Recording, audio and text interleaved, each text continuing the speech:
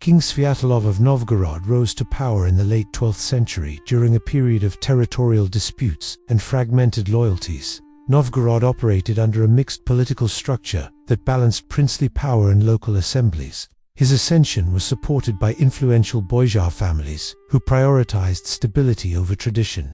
Guys, can you help me to hit 1,000 subscribers on this channel? And it's my dream. Sorry for interruption, it's humble request. Let's jump into the video. Sviatolav gained recognition for his early military discipline and strict adherence to administrative order. He presented himself as a ruler committed to strengthening internal governance. His ideology centered on unifying surrounding settlements that routinely resisted centralized authority. Before his coronation, Sviatolav served as commander of a border regiment responsible for monitoring trade routes. This role gave him direct knowledge of regional conflicts and merchant complaints. His understanding of economic interests contributed to the support he later received from urban traders. Upon becoming ruler, he focused on reorganizing tax systems that had grown inconsistent due to local exemptions. He commissioned surveys to document harvest yields, land ownership, and household populations. These records allowed him to enforce standardized taxation that increased state revenue. Sviatolav developed a council of advisors composed of military officers and administrative clerks rather than hereditary nobles. This shift reduced the influence of boyars, who traditionally controlled regional decisions. The restructuring produced a centralized decision-making system that aligned with his governance goals. The king paid particular attention to the management of forests, fisheries, and river trade, which formed the economic foundation of Novgorod. He regulated timber cutting, controlled fishing rights, and imposed duties on river crossings. These measures strengthened state oversight in areas that were previously loosely monitored. Sviatolav's reign coincided with extended periods of harsh winters that disrupted agricultural stability. He responded by establishing grain reserves in key settlements. These reserves helped prevent shortages during failed harvests and improved public trust in his administration. The king maintained detailed records on disputes involving property boundaries, trade disagreements, and family inheritance. He preferred written documentation over verbal claims, which reduced corruption among local adjudicators. This policy elevated clerks and scribes to positions of greater administrative importance. His military philosophy prioritized discipline and logistical planning over battlefield aggression. He invested in supply depots and repair stations along travel routes used by soldiers. The improvements created faster mobilization during conflicts and increased troop endurance during winter campaigns. Sviatolav also introduced state-sponsored audits of local militia groups. The audits required captains to submit inventories of weapons and provisions. This system standardized military preparedness across regions that previously operated independently. Diplomatically, the king maintained functional relationships with neighboring principalities by exchanging envoys and trade agreements. He avoided unnecessary conflicts by focusing on predictable revenue from commerce rather than territorial expansion. His policies positioned Novgorod as a strategic trading partner in northern markets. Religious institutions played an administrative role during his reign.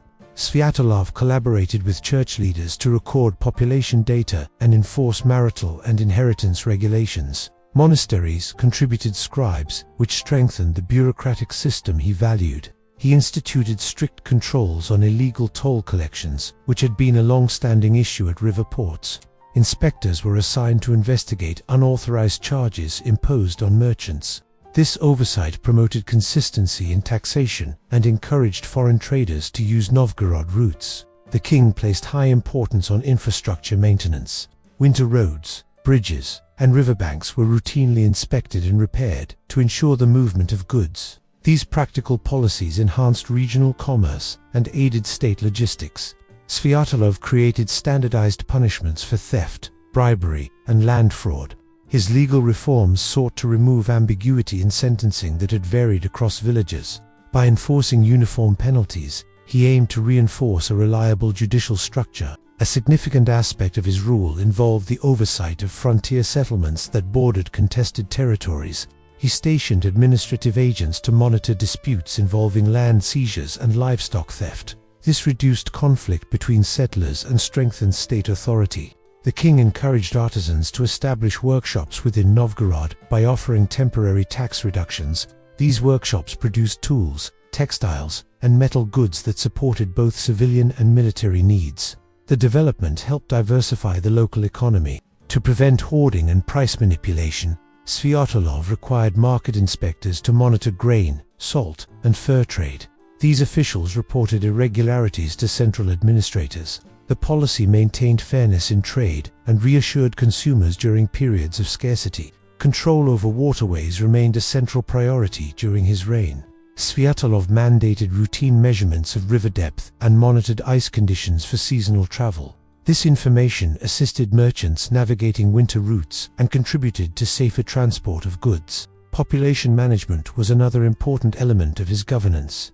The king conducted periodic counts to update records on households, workers, and livestock.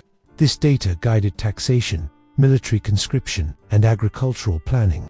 Sviatolav reinforced loyalty through a system of service obligations tied to land privileges. Holders of state-granted land were required to provide labor or military support when summoned. This arrangement linked land rights to civic duty and maintained a dependable pool of manpower. Education of administrative workers became a modest but notable feature of his reign. Young clerks received training in calculation, writing, and archival organization. These skills contributed to more consistent record-keeping and reduced clerical errors within the bureaucracy. Although strict, Sviatolav emphasized consistency rather than unpredictability in governance. His policies aimed to produce an environment where regulations were clear and penalties followed established procedures. This approach gave his reign an appearance of structured order. His leadership style favored written directives that outlined expectations for officials. Orders were archived for reference, allowing future administrators to apply them without reinterpretation. This method reduced miscommunication and created continuity across regions.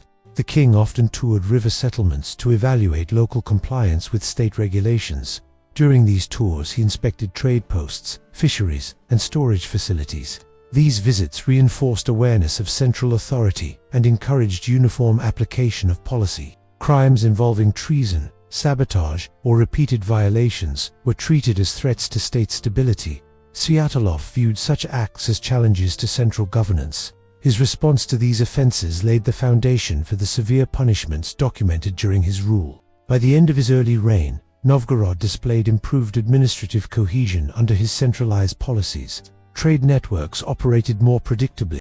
Military units maintained standardized readiness, and market regulations stabilized commerce. His focus on organizational strength shaped the environment in which his later punitive measures emerged. The frozen river punishment emerged during the middle period of King Sviatolav's reign, when legal officials sought methods that matched the region's severe climate. The king viewed environmental conditions as resources for administrative control. This mindset encouraged penalties that utilized natural elements without requiring additional state infrastructure. The earliest recorded mention of the method appears in a directive issued to frontier officers. The document classified it as a punishment reserved for treason, repeated desertion, and large-scale fraud. These offenses were considered threats to the stability Sviatolav aimed to maintain. Local courts had previously relied on fines and property seizure for many crimes. However, such penalties were ineffective when applied to offenders who lacked assets or held influence capable of shielding them. The frozen river method offered a clear and unavoidable sanction for major violations. The geographical layout of Novgorod influenced its adoption. Rivers froze for extended periods each winter, creating thick layers of ice supported by stable currents. This natural condition allowed officials to use the surface as a reliable platform for enforcement. The procedure began with the selection of a site away from busy trade routes. Officials preferred locations where the ice remained consistently solid. State-appointed surveyors measured thickness and confirmed stability before any punishment was carried out. Offenders were transported under guard and accompanied by clerks who documented the process. Record-keeping ensured that the punishment was officially logged and could not be disputed by families or allies of the condemned. These records became part of the central archive in Novgorod. The method required cutting rectangular openings in the ice, large enough to permit water access without weakening the surrounding structure. Workers were instructed to maintain clean edges to prevent accidental cracking. The preparation phase was conducted with strict supervision. Once the opening was created, wooden stakes were driven into the ice to secure ropes that restrained the offender. Restraints were applied in a way that allowed the condemned to remain suspended just beneath the surface. This placement ensured that the body remained trapped under the ice layer. Officials noted that the ice acted as a natural barrier that contained the individual without additional confinement materials. The isolation created by the frozen surface prevented communication with the outside environment.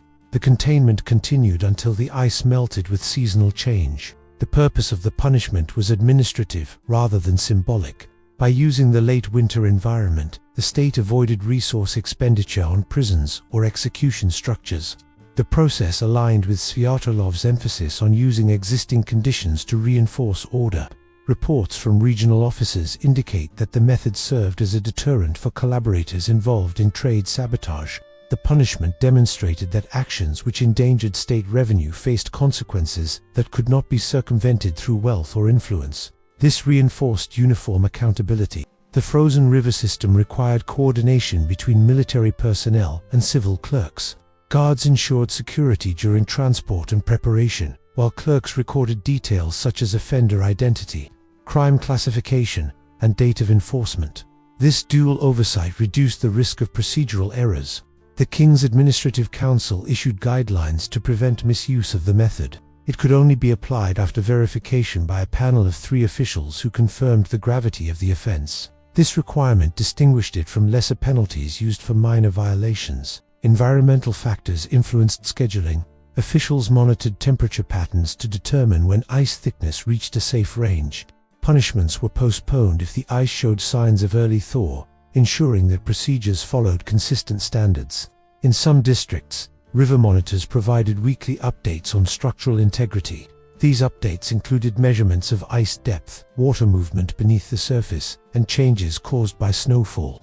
The information supported predictable and uniform application across regions. Archival notes state that the punishment was not used frequently.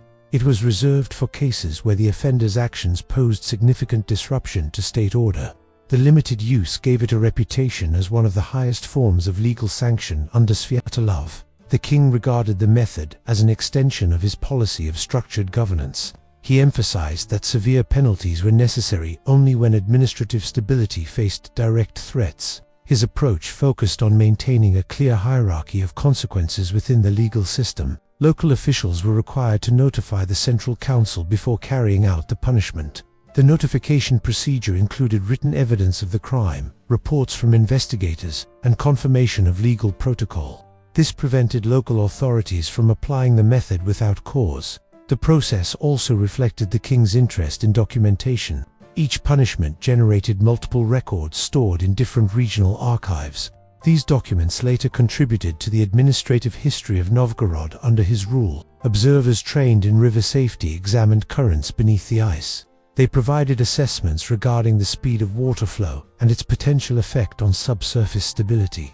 Their evaluations reduced risks associated with improper site selection. During the enforcement, the offender was positioned so that their body remained partially visible through the ice. This allowed officials to confirm the restraints remained secure. Visibility also aided future identification when the ice melted. The state did not permit public gatherings at enforcement sites. Sviatolav considered public spectacle incompatible with administrative professionalism. Only authorized personnel were allowed to witness the procedure to maintain consistency. In certain regions, monasteries were tasked with recording the names of those subjected to the punishment. These records were stored alongside regular administrative documents. The involvement of religious scribes increased the accuracy of archival preservation. The punishment's longevity was tied to the region's climate. Long winters ensured the ice remained intact for months, reducing the need for further monitoring. Melt season naturally revealed the final outcome, concluding the process without additional intervention. Offenders from military backgrounds were not exempt. Desertion, unauthorized alliances, and repeated insubordination were categorized as qualifying crimes. The uniform application reinforced the king's position that all individuals remained subject to state authority. The frozen river system demonstrated how environmental adaptation shaped justice during Sviatolav's reign. It illustrated a preference for methods that required minimal construction or maintenance.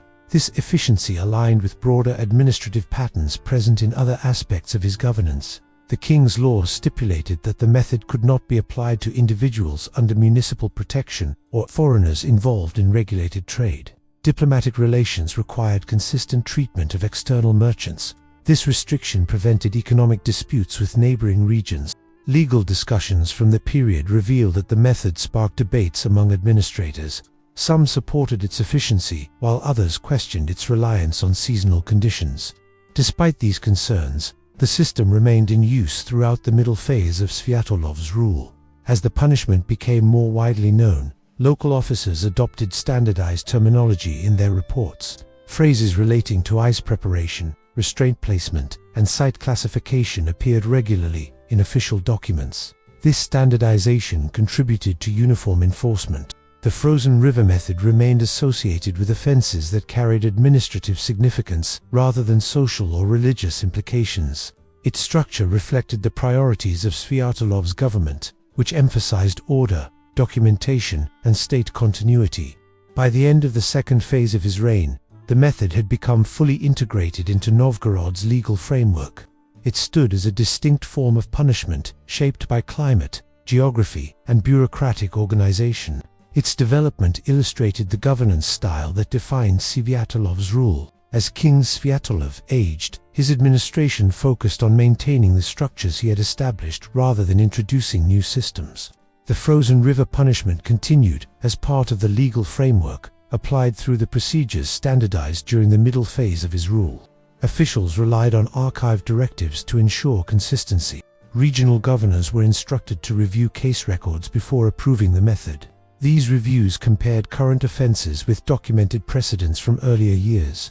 The comparison ensured that the punishment was used only when conditions matched prior classifications. Observers noted that enforcement frequency decreased during the later years of his reign. Some attribute this to increased administrative stability that reduced major violations. Others suggest that improved documentation helped resolve disputes before they escalated to qualifying crimes. The council modified reporting requirements to improve clarity. Clerks were instructed to list environmental factors alongside legal details. This allowed central authorities to evaluate whether seasonal conditions were suitable before granting approval. In some areas, officers developed routines for monitoring ice conditions throughout winter. These routines included scheduled measurements and structured reports. The information helped identify safe enforcement windows with greater accuracy. Foreign envoys occasionally referenced the frozen river method in diplomatic correspondence. Their accounts focused on its administrative function, rather than sensational aspects. Such references contributed to external perceptions of Novgorod as a region with climate-based legal practices. Within Novgorod, population registers created during Sviatolav's reign allowed researchers to trace long-term patterns in legal enforcement. These records provided insight into how often the method was used and which districts relied on it most frequently.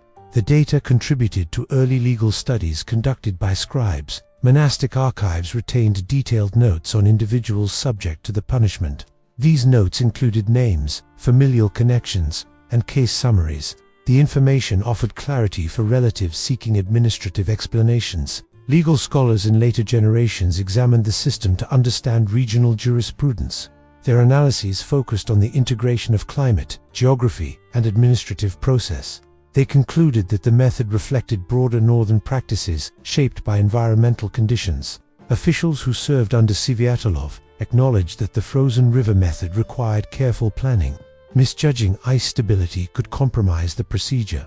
This awareness encouraged strict adherence to preparation guidelines. During the reign of Sviatolav's successors, some administrative councils reconsidered the method's applicability. Discussions centered on evolving climate patterns and altered river conditions. These reviews demonstrated the system's dependence on seasonal reliability.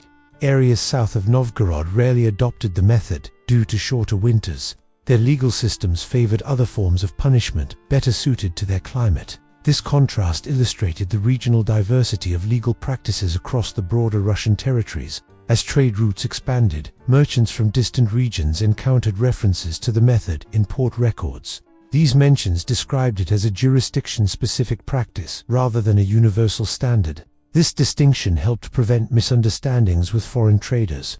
Over time, the frozen river method became a subject of administrative study rather than routine enforcement. Scholars examined its procedural evolution and compared it with other punishment systems of the period. Their work emphasized the importance of environmental adaptation in early legal development. By the end of the archival period covering Sviatolav's rule, the system had left a clear administrative footprint. It provided examples of how natural conditions influenced legal decisions. Its documentation offered future officials valuable insights into the governance models of earlier centuries.